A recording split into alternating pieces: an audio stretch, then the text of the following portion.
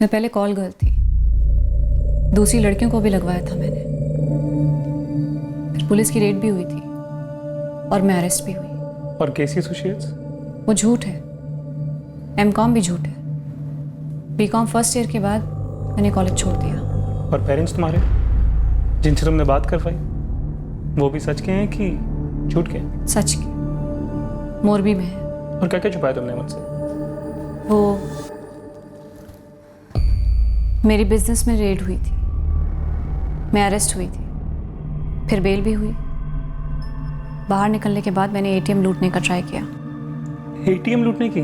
हाँ, पुलिस ने मुझे फिर से अरेस्ट किया, बेल हुई। तब मेरी हालत बहुत ख़राब थी, समझ नहीं आ रहा था पैसे कैसे कमाऊंगी, इसलिए मैंने कुछ और ट्राई किया।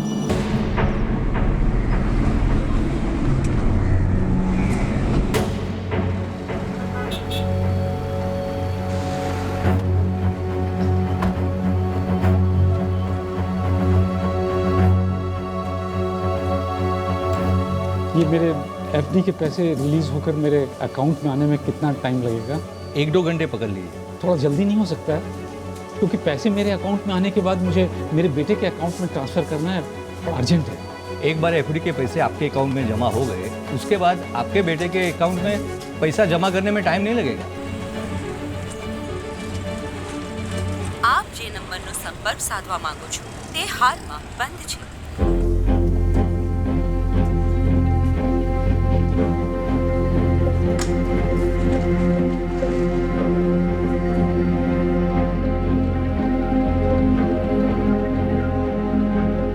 આપ જે નંબરનો સંપર્ક સાધવા માંગો છો તે હાલમાં બંધ છે।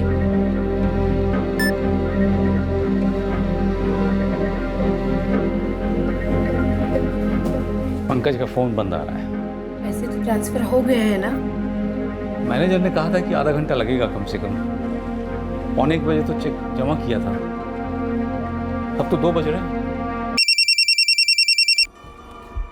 पंकज का फ़ोन है। हेलो। पैसे ट्रांसफ़र किए? हाँ देखिए, मेरे एफडी में 7 लाख रुपए थे, वो मैंने ट्रांसफ़र कर दिए हैं। तो फिर 70% पंकज लौटाएं आपको? और नहीं, मेरे पास और पैसे नहीं हैं। पंकज ने 10 लाख के लिए कहा था, और जुगाड़ करो, कल तक का टाइम दे देंगे, हम चेक करें। पैसे आ जाएंगे अकाउंट में तो पंकज को छोड़ देंगे। और हाँ, एक और बात, पुलिस स्टेशन जाने की सोचना भी मत, वरना क्या हो सकता है ये तो तुम जानते ही हो।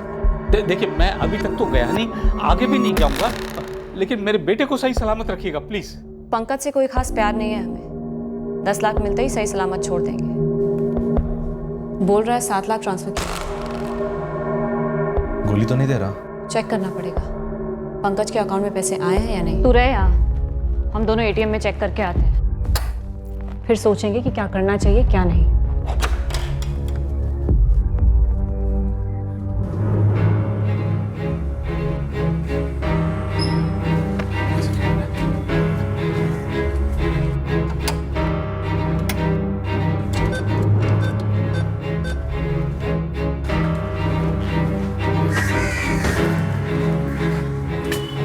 पैसे आ गए पंकज अकाउंट में।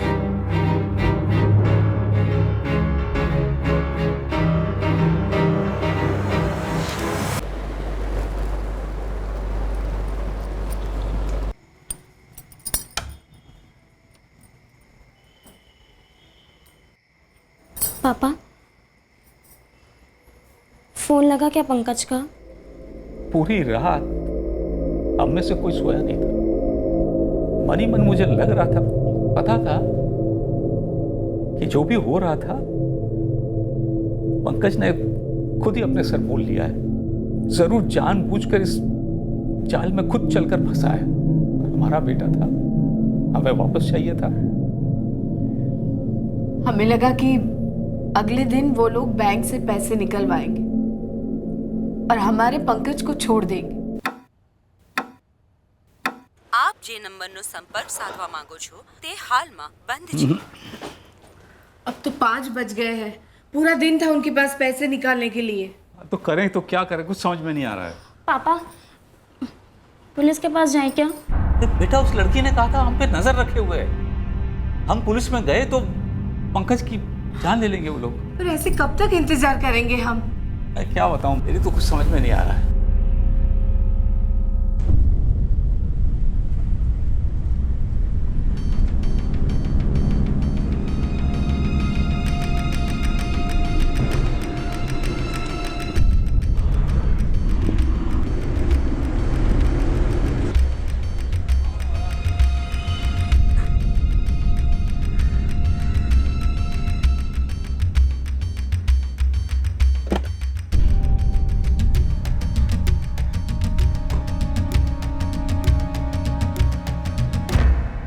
सर 5 जून की रात को निकला था पंकज, और तकरीबन 3 बजे सुबह मुझे फ़ोन आया था उसका। और पंकज ने आपको कॉल करके ये कहा था कि पुलिस ने उसे के साथ पकड़ लिया है? हाँ, पर दूसरे दिन उस औरत ने फ़ोन करके बताया कि उसे किडनैप किया है। फिर मैंने 7 लाख रुपए ट्रांसफ़र भी किए। 6 तारीख को आखिरी बार बात हुई थी, उसके बाद से फ़ोन बंद ही आ रहा है उसका। 5 जून की रात को लड़की का फ़ोन आया और आपका बेटा घर से निकला? हाँ सर, लेकिन हमें नहीं मालूम उसे किसका फ़ोन आया था। पंकज की पत्नी, उसे पता? नहीं पता सर। डिनर के बाद तो हम सब सोने की तैयारी कर रहे थे जब पंकज को कॉल आया। हाय, क्या हाल है? मैं तो ठीक हूँ। कहाँ? अभी? ठीक है, आ जाता हूँ, 20 मिनट में आता हूँ। See you। कहाँ जा रहे हो? कुछ अर्जेंट काम है, आने में लेट होगा। हो सकता है कल सुबह तक आऊँ। इतनी रात को कौन सा अर्जेंट काम है कुछ। तुम पूजा का ध्यान रखना। और बता के तो जाओ कहाँ जा रहे हो। बाद में बताता हूँ ना। चलो बाय। पंकज कोई आइडिया नहीं कि कॉल किसने किया था? कुछ बोला नहीं मुझे। पंकज का ऐसा कोई दोस्त जो उस लड़की के बारे में कुछ बता सके? नहीं, उसके दोस्तों का हमें कुछ ज़्यादा पता नहीं। मुगल जी, आपने बताया कि पंकज पीता है, स्टेट में तो पाबंदी है, तो जाहिर सी बात है पंकज किसी न किसी सप्लायर के कांटेक्ट में होगा। और आपने ये भी कहा था कि वो लेता। वो तो बहुत पुरानी बात है। क्या वो अभी? कहीं ऐसा तो नहीं कि ये सब कुछ रचा रचाया खेल पंकज का ही हो? देखिए, मैंने कहा था कि वो थोड़ा भटका हुआ है, लेकिन 2 दिन फ़ोन बंद रख करके इस तरह से घर से कभी गायब नहीं हुआ वो। देखिए, मुझे लगता है ज़रूर किसी तकलीफ में है। पंकज का किसी लड़की से अफेयर? रानी देखो, अगर ऐसी कोई बात है तो छुपा मत। कैसा कुछ था? नहीं सर, मुझे नहीं पता। पर हाँ, कई बार वो रात बिरात ऐसे बाहर जाते थे, लेकिन सुबह तक आ जाते थे। पहली बार ऐसा हुआ है कि वो अभी तक घर नहीं आए। सर, वो गाड़ी की चाबी साथ लेके गए थे, क्योंकि कंपाउंड में गाड़ी नहीं है, तो शायद गाड़ी से ही गए होंगे। गाड़ी का नंबर, और अगर गाड़ी की फ़ोटो हो तो और भी बेहतर, और पंकज की फ़ोटो, हमें ये सब चाहिए। हम पंकज के फ़ोन रिकॉर्ड्स निकलवाएंगे, पता करते हैं कि 5 जून की रात को पंकज को किसका फ़ोन आया था। और दोषी जी, आप बैंक से ज़रा ये पता करिए कि पंकज के अकाउंट में जो 7 लाख रुपए आपने जमा किए थे वो विड्रॉ हुए हैं या नहीं। बैंक से पता चला कि ATM से 60,000 रुपये विड्रॉ हुए थे। तब भी हमें यही शक था कि ये पंकज खुद ही ये किडनैपिंग का नाटक रच रहा है। हमारी तो समझ के बाहर था कि पंकज ऐसा क्यों करता। हाँ, क्योंकि हमारी बहू रानी को तो उस नीलिमा के बारे में कुछ भी नहीं पता था, और हम में से भी किसी को नीलिमा के बारे में कुछ नहीं पता था। ये भी नहीं कि पंकज झूठे नाम से, झूठी पहचान से उसके साथ, नीलिमा के साथ उसका कुछ चल रहा है। ये जो भी हो रहा था सब गोपाल की वजह से हो रहा था। गोपाल को तो लगता है कि पंकज की जगह वो हो सकता था। बाल बाल बचा। बचा? मुझसे बचा? गोपाल की वजह से मुझे पंकज दोषी की तरफ मुझे देखना पड़ा। गोपाल के साथ अच्छी लाइफ इमेजिन कर रही थी मैं, सुधरी हुई, कोई गलत काम नहीं कर रही थी, सब कुछ नॉर्मल था। ऐसी लाइफ जीना चाहती थी मैं गोपाल के साथ। मैं भी तुम्हें बहुत मिस करता हूँ नीलिमा। मैं बस वेट कर रहा हूँ कि कब लंबा वीकेंड आए और मैं अहमदाबाद की फ़्लाइट लेकर तुम्हारे पास आ जाऊँ। तुम एक काम क्यों नहीं करती? तुम मेरे साथ बेंगलुरु क्यों नहीं शिफ्ट हो जाती? सच में? As in live in relationship? हाँ, अगर तुम्हें कोई प्रॉब्लम नहीं हो तो लिव इन से शुरू करते हैं, फिर आगे बढ़ सकते हैं। गोपाल ने अपनी पूरी फैमिली से मिलवाया, भाई भाभी माँ बाप भी। मुझे भी वो लोग अच्छे लगे, उन्हें मैं भी बहुत पसंद आई। सब कुछ अच्छा चल रहा था। वो 8 महीने जो मैंने गोपाल के साथ बिताए वो किसी शादी से कम नहीं थे। मैंने अपना दिल, दिमाग और फिजिकली भी सब कुछ लगा दिया रिलेशनशिप में। गोपाल भी इस कदर इन्वॉल्व हो गया मेरे साथ कि शादी के लिए उसी ने प्रपोज किया। अरे आज जल्दी आ गए तुम? हाँ, आज जल्दी फ्री हो गया। क्यों? आज तुम्हारा बॉस तुम पे मेहरबान हो गया क्या? तो क्या कहती हो, शादी करोगी मुझसे? काफी टाइम बाद मैंने अपने मम्मी पापा से बात भी की। खुश थी लाइफ में। फाइनली कुछ ऐसा मिल रहा था जो तभी तक नहीं मिला था। हेलो हेलो हेलो पापा, फोन मत काटना पापा, पहले मेरी बात सुन लो प्लीज।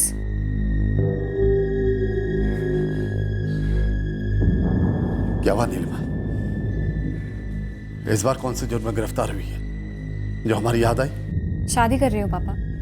तो पापा मैं बदल गई हूँ, बेंगलुरु में हूँ। गोपाल नाम है लड़के का, इंजीनियर है। तो हमें बता रही है ये अचानक तुझे माँ बाप से परमिशन लेने की सूझी? पापा आपका गुस्सा अपनी जगह सही है, मैं समझती हूँ, पर मुझे अपने किए पर ना ही शर्मिंदगी है ना पछतावा। मुझे लगा अपनी शादी की बात मुझे आपसे और मम्मी से शेयर करनी चाहिए, तो फ़ोन कर दिया। पापा मम्मी को फ़ोन दीजिए प्लीज़।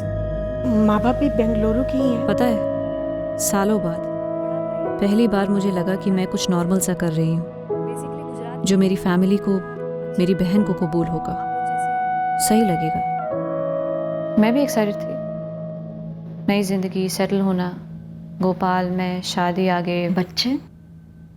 जी बच्चे। तो बेसिकली तुम सोसाइटी में एक्सेप्ट होना चाहती थी और तुम्हारा जो सेल्फिश, स्वार्थी नज़रिया था ज़िंदगी का, उसे लोगों की नज़र में बदलना चाहती थी। सेल्फिश, स्वार्थी कौन नहीं होता? जो महात्मा टाइप होते हैं ना, उन्हें भी ज़बरदस्त गरज होती है कि कोई उन्हें महात्मा कहे, उनके बलिदान की वाह वाह करे। मैं ठहरी नॉर्मल साधारण लड़की। मैंने कभी भी अपने साथ, ना ही अपने स्वार्थ के साथ कोई चीटिंग नहीं की। पर तुम्हें लगता है गोपाल ने तुम्हारे साथ चीटिंग की? हाँ, की उसने चीटिंग। उसने मेरे साथ फिजिकल, मेंटल, इमोशनल रिश्ता जोड़ा। पूरे 8 महीने साथ में रहा मेरे। उसके बाद और क्या जानना चाहता था वो? शादी करने वाला था वो। फिर 1 सेकंड में सब बदल गया। हाय, आ गए तुम? लाओ मुझे बैठ दो।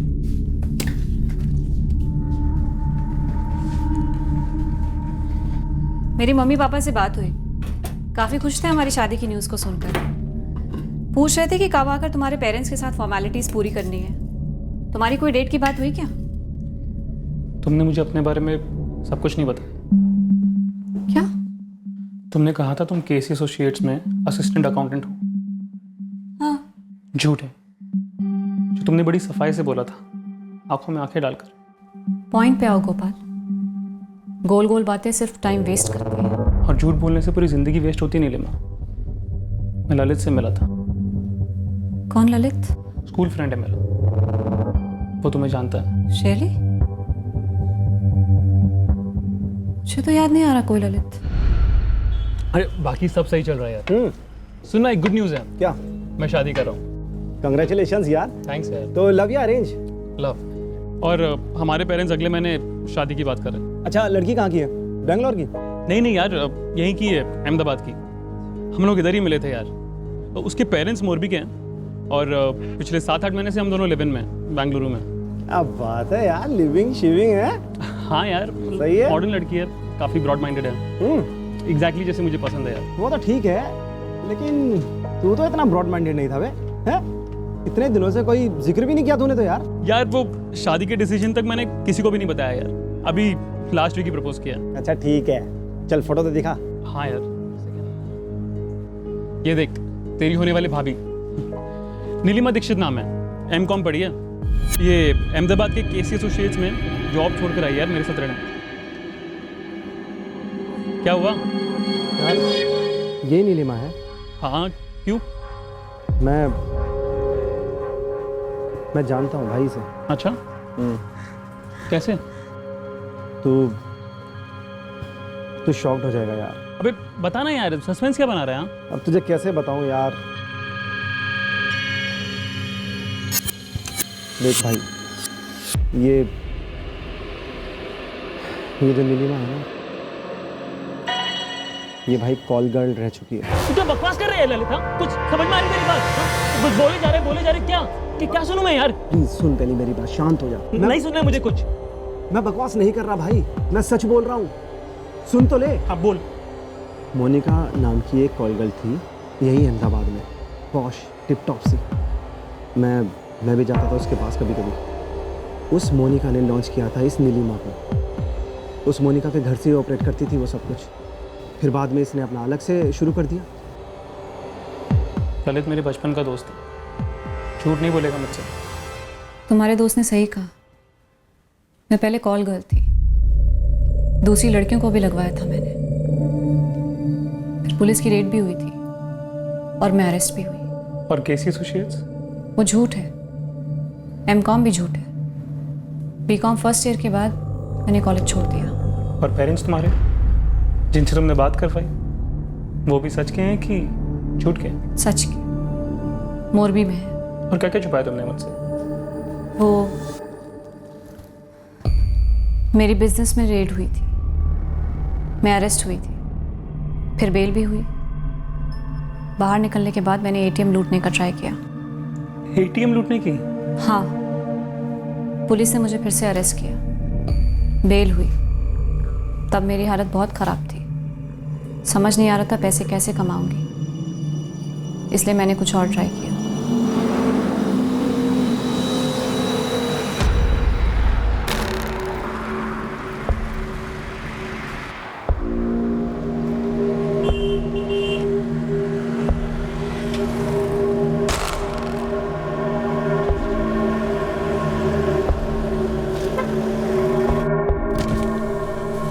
सर, मुझे अहमदाबाद के लिए लिफ्ट चाहिए। मेरी बस छूट गई है, अर्जेंट है। ठीक है, बैठिए।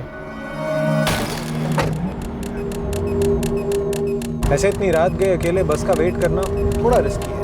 जी, लिफ्ट लेना भी। हाँ। और लिफ्ट देने वाले के लिए भी रिस्की है। क्या? मुझे पैसे चाहिए, जो है जितने हैं तुम्हारे पास मुझे दे दो, मिनिमम 10,000। ए सुन, चल नीचे उतर। नहीं उतरूंगी, पहले पैसे दो। दो पैसे। और हाँ, जबरदस्ती गाड़ी से उतारोगे ना तो सीधे ये टॉप यहाँ से लेके यहाँ तक फाड़ दूंगी और जाऊंगी पुलिस स्टेशन और तुम्हारी गाड़ी का रजिस्ट्रेशन नंबर दे दूंगी, GJX1MR3Y20। चार्जेस लगेंगे 7 साल के लिए अंदर और बदनामी बोनस में। देखो, तुम ऐसा नहीं कर सकती, ये गलत है। आई नो, पर मुझे पैसे चाहिए। 2 पैसे। 2 पैसे या फाड़ू ये टॉप, फाड़ू। ऐसी गाड़ियों से ही लिफ्ट लेती जिसमें अकेला मर्द सफर कर रहा हो। जिसके पास कैश नहीं होता उसे एटीएम ले जाती। एक से तो मोबाइल, वॉलेट, लैपटॉप सब ले लिया। मुझे याद भी नहीं, न जाने कितनी गाड़ियों से ऐसी लिफ्ट ली मैंने। उसके बाद मैं तुमसे मिली गोपाल, और तब से मैंने ऐसा कुछ भी नहीं किया। मैं बदल गई, मैं अब अलग ही इंसान हूँ।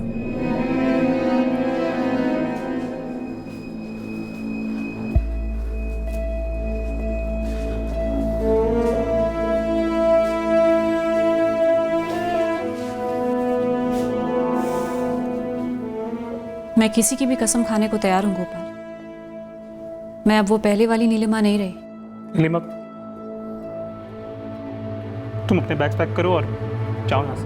पिछले 8 महीनों में मैंने तुम्हें कभी कोई शिकायत का मौका नहीं दिया। हाँ, मुझे पहले बता देना चाहिए था अपनी लाइफ के बारे में। पर अब का बोलो, नॉर्मल हूँ कि नहीं सबकी तरह? तुमने मुझे झूठ बोला। लेकिन मैंने सच भी तो बोला, एक्स्ट्रा सच बोला। एटीएम लूटना, हाईवे एक्टिविटी, सबके बारे में बताया। जिसकी जरूरत नहीं थी वो भी बताया। मैं तुमसे शादी नहीं कर सकता नीलिमा।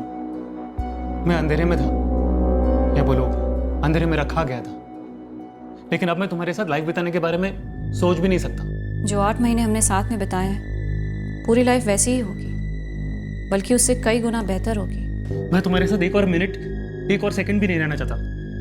बस निकलो यहाँ से। गुस्से में हो तुम, थोड़ा ठंडे दिमाग से सोचोगे प्लीज। पूरी फ्लाइट आराम से सोचता हुआ आया हूँ, डिसाइड कर लिया मैंने। मुझे एक चांस तो मिलना चाहिए गोपाल।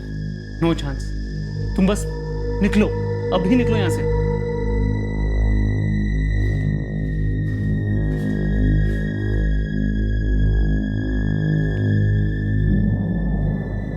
ये तुम्हारा आखिरी फैसला है गोपाल? हाँ। You know what? Just get out from here. Okay fine, तुम्हारी जिंदगी से निकलने के लिए एग्जिट फी लूंगी, 10 लाख। दिखा दी ना अपनी औकात, फूट लो भी यहाँ से। चीजें और खराब हो ना उससे पहले निकल लो यहाँ से। और हाँ याद रखना, मैं उन हाईवे वाले डफर ड्राइवर्स में से नहीं हूँ। चार्ज काफी सीरियस होता है गोपाल। क्रिमिनल बैकग्राउंड तेरा है, कोई तेरे झूठे इल्जाम का यकीन भी नहीं करेगा, कोई नहीं। अच्छा, इतना समझ लो, लड़की को शादी का गाजर दिखाकर उसके साथ करना के दायरे में आता है। शादी के वादे के सबूत भी है मेरे पास, फोटोग्राफ्स, रिंग। हमारे पड़ोसी शांति जी भी विटनेस होंगी। कानून तोड़े हैं इसलिए कानून के बारे में जानती हूँ गोपाल। 1 हफ्ते का टाइम दे रही हूँ, 10 लाख से 1 पैसा कम नहीं लूँगी। और जुबान है मेरी, उसके बाद ना ही तुम कभी मुझे देखोगे ना सुनोगे। कितनी वाहियात शर्त थी, शादी करो मुझसे या 10 लाख फाइन भरो। बाद में तो मुझे लगने लगा कि शायद वो खुद आई होगी मेरे पास। पहले तो मुझे फंसाया और ब्लैकमेल करने लगी। अगला 1 हफ्ता मेरे लाइफ का सबसे डिफिकल्ट वीक था। दिन में 10 बार मैसेज करती, कॉल करती कि पैसे अरेंज हुए या जाऊँ पुलिस के पास। मेरे पास पैसे नहीं थे, मैंने अपने सारे सेविंग्स और दोस्तों से झूठ बोलकर लोन्स लिए। और पैसे दे दिए नीलिमा को? वरना वो छोड़ती मुझे।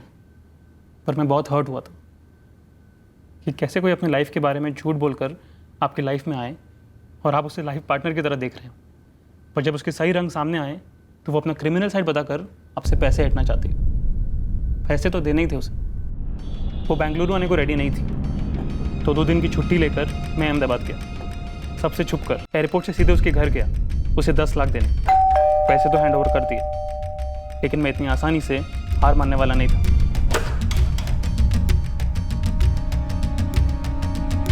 आओ। बड़ी मुश्किल से इकट्ठा किया, गिन लो, पूरे 10 लाख है। गिनने की ज़रूरत नहीं है, इतना भरोसा है तुम पे। पिछले 8 महीने हस्बैंड वाइफ की तरह रहे साथ में। और उसके बाद तुमने क्या किया? मुझे चार्ज की धमकी दी, ब्लैकमेल किया। उसके बाद हम शादी भी कर सकते थे। झांसा दिया तुमने मुझे नीलिमा। खैर, अब प्रॉमिस करती हो कि आज के बाद मुझे झूठे चार्ज की धमकी नहीं दोगी, ब्लैकमेल नहीं करोगी, सिर्फ इसलिए क्योंकि मैंने तुम्हारे साथ ब्रेकअप किया? प्रॉमिस। अब से मैं तुम्हारी लाइफ में हूं ही नहीं। झूठे केस के चार्जेस तो दूर की बात है। एक बात बताओ, अगर मैं तुमसे शादी करने को तैयार हो जाता और कर भी लेता, तब तो नहीं करती ना मुझे ब्लैकमेल 10 लाख के लिए? नहीं करती गोपाल, नहीं करती। और अब ये बात पूछने का भी कोई मतलब नहीं है। अगर अब तुम चाहो भी तो मैं तुमसे शादी नहीं करूंगी। मैं शादी करने के लिए मना करता ही नहीं नीलिमा। अगर तुमने अपनी सच्चाई नहीं छुपाई होती और सब कुछ झूठ नहीं बोला होता अपने बारे में, तुम्हारी सच्चाई जानकर तुमसे शादी करने के बारे में सोच भी कौन सकता है? तुम जा सकते हो, गुड बाय।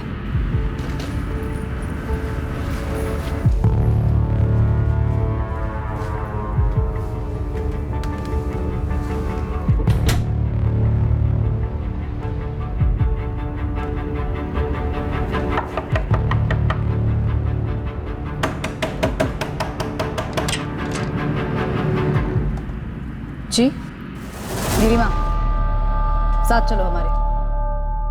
क्यों? मैंने क्या किया है? Blackmail, extortion. तब तो नहीं करती ना मुझे ब्लैकमेल? नहीं करती गोपाल, नहीं करती। और अब ये बात पूछने का भी कोई मतलब नहीं है। ये हमारा निजी मामला है सर। नहीं नीलिमा, ये निजी मामला नहीं है, ये ब्लैकमेल है।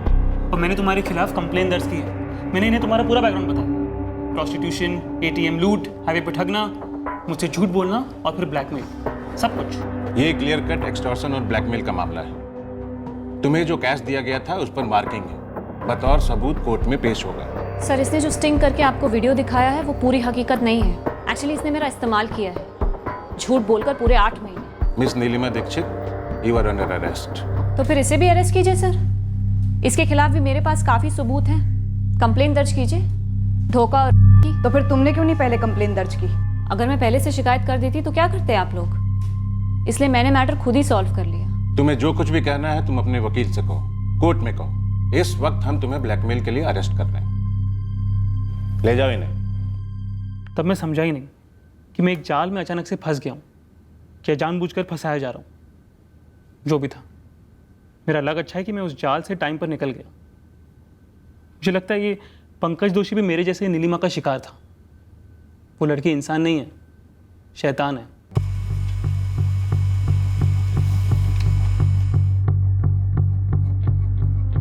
दो और एटीएम पर इस बंदे को देखा गया है सर, कैश विड्रॉ करते हुए। पंकज का डेबिट कार्ड यूज कर रहा है सर ये। नहीं, मैं नहीं जानता इसको। रानी?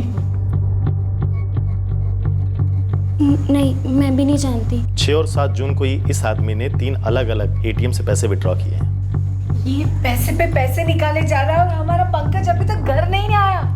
रानी जी, जरा पंकज के दोस्तों से पता करिए कि ये कहीं उसी का आदमी तो नहीं है। सर, मैं पंकज के दोस्तों को नहीं जानती।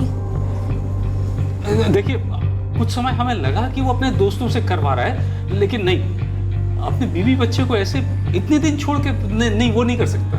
5 जून को उनकी किसी से बात हुई थी, पता चला कि आपको? जी हाँ, नंबर का तो पता चल गया है, लेकिन अभी वो स्विच ऑफ है। पंकज की गाड़ी भी कहीं दिखाई नहीं दे रही है। गटोडिया इलाके में फोन स्विच ऑफ हुआ है और 6 जून को जिस एटीएम से पैसे निकाले गए थे वो भी इसी इलाके में।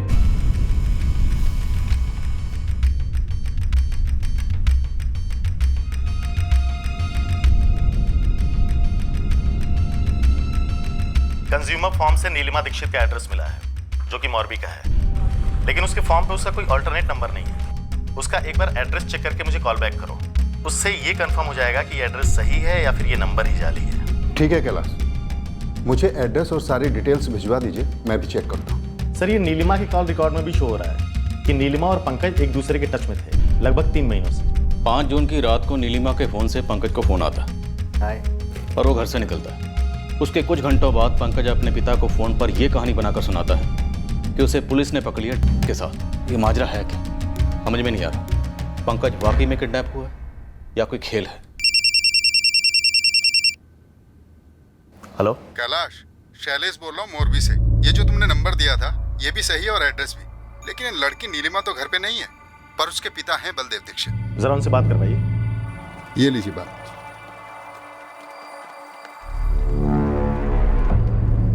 हेलो बलदेव जी, आपकी बेटी नीलिमा कहाँ पे है? मुझे नहीं पता सर, और ना मैं उसके टच में हूँ। बलदेव जी, आपकी बेटी नीलिमा ने शायद पंकज दोषी करके एक आदमी का किडनैप किया हुआ है फिरौती के लिए। मैं क्या करूँ सर, महीनों से मेरी उससे कोई बात नहीं हुई है। अच्छा, अहमदाबाद में आपकी बेटी कहाँ रहती है? उसने बताया नहीं, हमने पूछा नहीं और ना पता करने की कोशिश की, और ना आगे कोई इच्छा है। आप पुलिस वाले एक बात ध्यान से समझ लें, नीलिमा से हमारा अब कोई ताल्लुक नहीं है, कोई रिश्ता नहीं, कुछ नहीं है वो। इसलिए आप हमें उसके लिए परेशान ना करें। मैं आपके हाथ जोड़ता हूं, नीलिमा को लेकर आप दोबारा हमारे घर में मत आइए। फोटोग्राफ और डिटेल सारे थानों में सर्कुलेट करवा दो। जिस तरह से बाप बोल रहा है शायद पहले भी कुछ हुआ हो सकता है, कुछ हिस्ट्री रही हो इस नीलिमा की। सर, खबरियों को भी लगा देता हूँ, किसी को कुछ तो पता होगा इसलिए।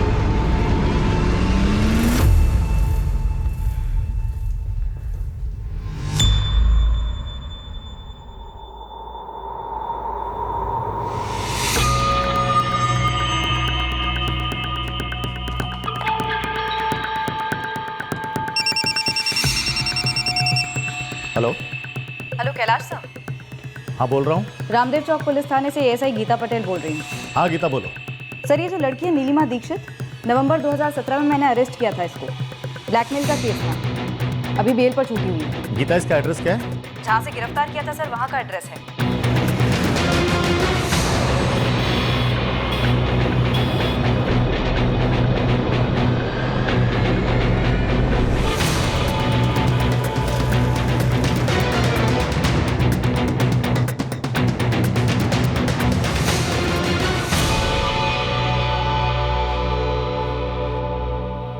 पड़ोसी से बात करते। हाँ कैलाश। सर, इस पंकज दोषी की कार यही बिल्डिंग के कंपाउंड में ही पार्क्ड है। और बिल्डिंग का वॉचमैन कह रहा है सर कि कल रात को नीलिमा यहाँ से निकली थी सूटकेस लेकर के ऑटो से। ठीक है। जाते देखा नहीं, लेकिन आते भी तो नहीं देखा था। कब आती, कब जाती, क्या करती, किसी को कोई पता नहीं चलता। इसे देखा आपने पहले कभी? ना ना, इसे याद नहीं आ रहा है। वो लड़की नीलिमा अकेली ही रहती थी यहाँ। इस वक्त वो कहाँ हो सकती है? वो मकान मालिक चंदर भाई को पूछा?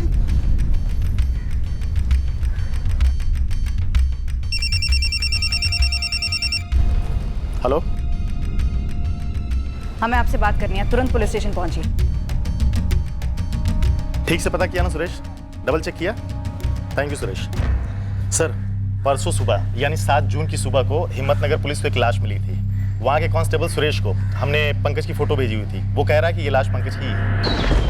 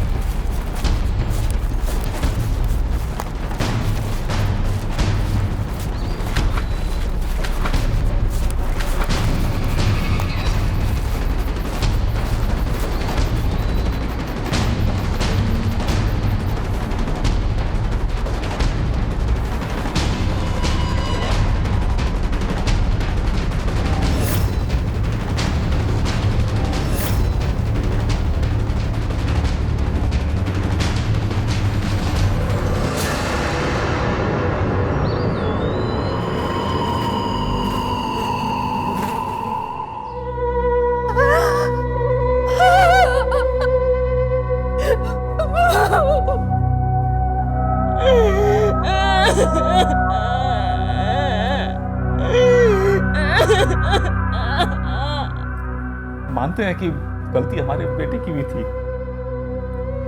उसकी बीवी थी, बच्ची थी, फिर भी ये दूसरी लड़की के साथ। पुलिस वालों ने बताया कि किसी ऐप पे मिली थी। कैच क्रश नाम का डेटिंग ऐप है, उस पर मिले।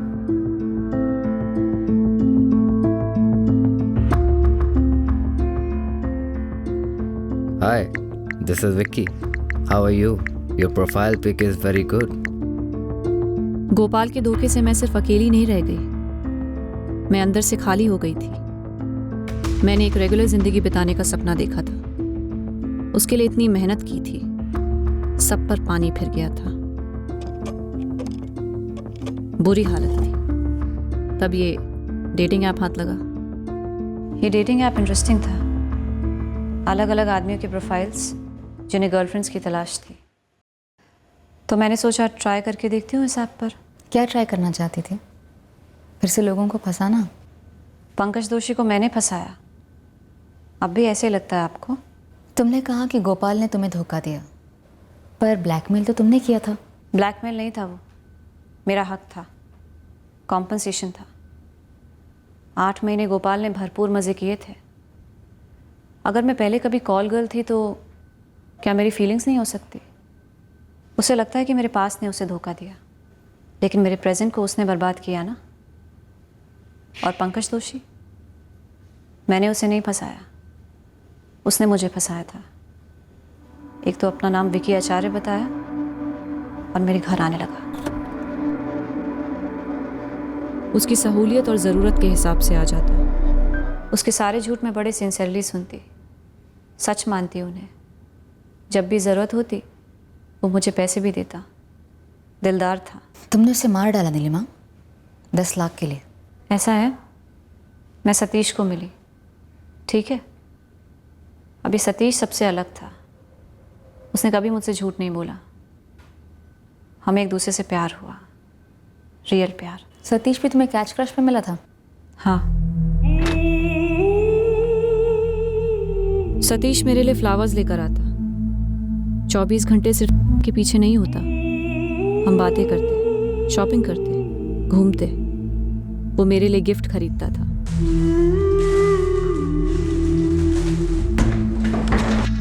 हमारे बीच जो था, उससे मुझे वो टाइम याद आता जो मैंने गोपाल के साथ गुजारा था।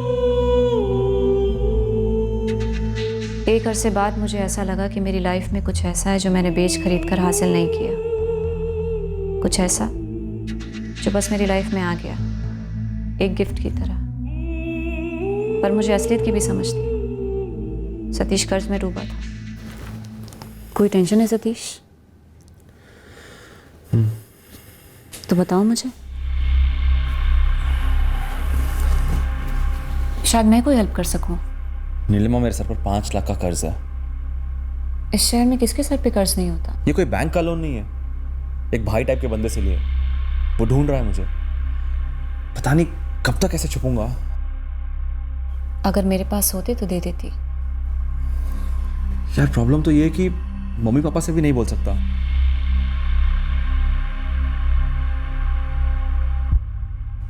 मैं एक बंदे को जानती हूँ, बहुत पैसे हैं उसके पास। लेकिन वो मुझे पैसे क्यों देगा? हम मांगेंगे नहीं तो फिर निकलवाएंगे। निकलवाएंगे? हाँ निकलवाएंगे। सिर्फ 5 ही क्यों, 25 निकलवाएंगे। विवेक आचार्य नाम है उसका, करोड़ों का टर्नओवर है उसका। और ये निकलवाएंगे मतलब? किडनैप। 25 लाख उसकी फिरौती होगी? हाँ।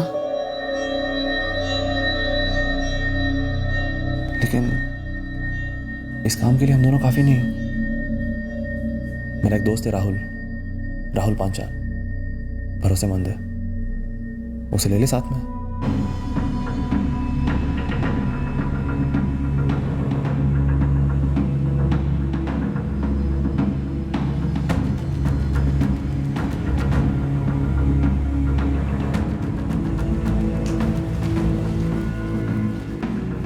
पंकज को यही मारा होगा शायद। सर लेकिन ऐसा कोई सबूत भी नहीं मिल रहा है कि जिससे एक लीड मिल सके कि नीलिमा फरार कहां पे हुई।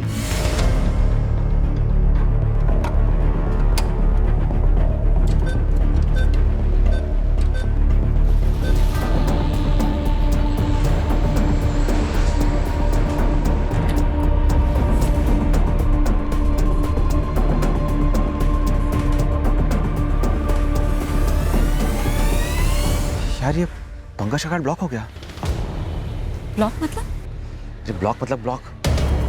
ये कार्ड कोई काम का नहीं है, हम कोई ट्रांजैक्शन नहीं कर सकते, पैसे भी नहीं निकाल सकते। कौन सा एटीएम? हाँ एड्रेस भेजिए तुरंत। सर नीलिमा को एक एटीएम के बाहर खड़ा हुआ देखा गया है, वो भी उस बंदे के साथ जो पंकज के डेबिट कार्ड से कैश निकालते हुए एटीएम के सीसीटीवी फुटेज में दिखाई पड़ा था। सर कौन सा एटीएम? सर अभी बैंक मैनेजर एड्रेस मैसेज कर रहा है, उठा लो। गलती कर दी हमने सतीश। पता है तुम ही एटीएम कार्ड पर जोर दे रही थी ना? हमारे पास एटीएम है, पिन है, कैश निकालते रहेंगे। पूरा कैश एक साथ निकलवाते हैं ना, उसे कहते हैं जाकर चेकबुक लेकर आए। उसे चेकबुक लाने कहेंगे ना तो सीधे पुलिस के पास चला जाएगा। हम सबको पहचानता है वो, मेरा घर जानता है, मतलब उसे ऐसे कभी छोड़ नहीं सकते हम। तो क्या उसे मार डालना पड़ेगा? ऑब्वियसली।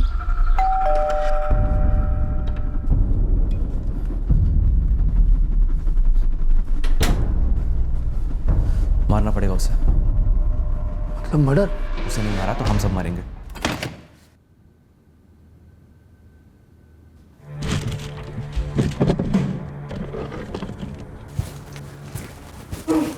ये लो, ये बेटर रहेगा और इजी भी।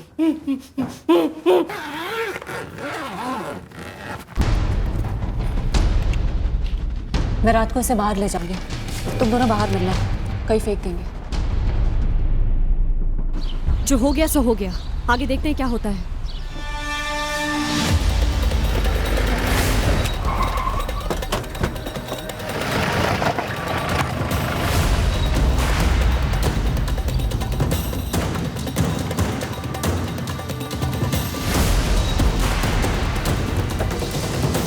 बस तुम दोनों ही हो या तुम्हारी गैंग में और भी कोई है? मेरा फ्रेंड भी है। कौन है? क्या नाम है उसका? सर उस लड़की ने गुमराह किया होगा मेरे बेटे सतीश को। मेरा बेटा ऐसा है ही नहीं, वो तो बहुत ही सीधा साधा लड़का है। राहुल को गलत फंसा रहे ये लोग साहब। उस लड़की और इस सतीश ने मिलके ही कुछ किया होगा। मेरे बेटे ने सिर्फ एक झूठ बोला था अपने बारे में और उसकी जान ले ली उस नीलिमा ने। ये कैसी परवरिश की गई है इस लड़की की? लानत है ऐसे माँ बाप पर। जिंदगी भर जेल में सड़ना चाहिए ऐसी लड़की को। उसने पैसे मांगे, मैंने दिए, फिर भी मार डाला। इकलौता बेटा था हमारा, खो दिया हमने। सारा दिन यही सोचते रहते हैं कि आखिर क्यों फंसा वो उसकी चाल में। नीलिमा, तुम्हें कभी लगता है कि सब कुछ अलग हो सकता था, ऐसा नहीं होना चाहिए था? मेरे चाहने से कुछ बदलेगा तो नहीं। माँ बाप की याद आती है? उन दिनों को याद करती हो जब तुम मोरबी में थी उनके साथ? खुशी खुशी स्कूल से लौटती होगी, परिवार के साथ अच्छा समय बिताया होगा, अभी वो तुम्हें मूवीज़ दिखाने ले जाते होंगे, होटल में खाना खाया होगा। माँ बाप से किसी बात पर गुस्सा हो कि उन्होंने तुम्हें पैसा खर्च करने नहीं दिया? पैसे की कमी कारण थी कि तुम इस रास्ते पर आई, जुर्म के रास्ते पर? कभी कभी सोचती हूँ सबके बारे में, पर मैं वापस नहीं लौट सकती ना, कुछ सुधारने, कुछ संभालने। पछतावा होता है अपने किए पर? पंकज और उसकी फैमिली तो है ही, अब सतीश और राहुल की फैमिलीज भी ये कह रही हैं कि दोषी तुम ही हो। अफसोस होता है। अरमान होना इंसानी फितरत है। ये सिर्फ कुछ खास लोगों में, और वो भी हाल ही में पाई गई सोच नहीं है। पर बड़े अरमानों को पूरा करने बड़ी मेहनत लगती है, वो भी ईमानदारी और कानून के दायरे के अंदर रहकर करनी पड़ती है। कीमती ब्रांडेड चीजों की चाहत की कोई सीमा नहीं होती। वैसे जो आपको पसंद आए आप उसे ले सकते हैं, पर आप उसे कैसे लेंगे, उसी का नाम जिंदगी है।